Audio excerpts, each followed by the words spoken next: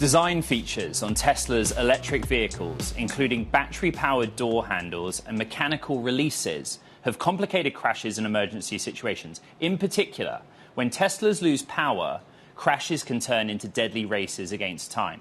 Reporting by Bloomberg News has found that regulators have been slow to act and complaints about Tesla's doors have piled up. I want to bring in Bloomberg's Dana Hole, part of the team that reported this. What we're talking about in particular is the mechanical override, partly in the rear doors of some Tesla vehicles, that you need to use in the event that in an accident, a Tesla vehicle loses power. Take us from that point and explain the investigation that Bloomberg News did.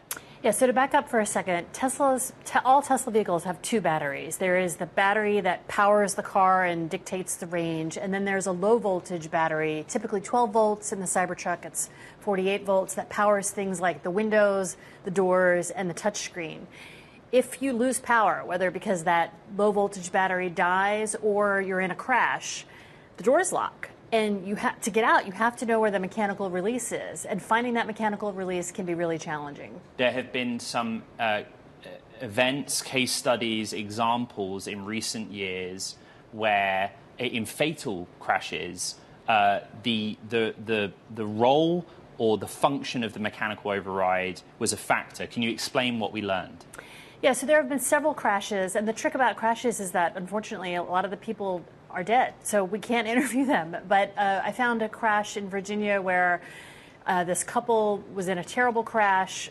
Scores of people ran to their aid to try to help them, and they could not open the doors from the outside. They had to break a window in order to finally reach in and use hydraulic cutters to cut the door open. This is a deeply reported, it's a long-form written piece, so I would say to the audience, go out and read it. Mm-hmm. Has Tesla responded to our reporting? They have not. I mean, they were given an opportunity to respond, but they typically don't engage. Have any of the relevant regulatory agencies engaged with us on the reporting?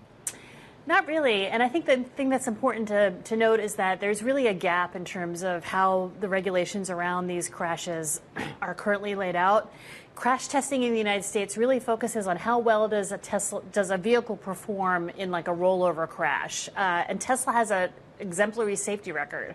5 stars across all categories in many ways. But our crash testing doesn't look at what happens to a human being after a crash. How easy is it to get out of the vehicle? How easy is it for first responders to get in?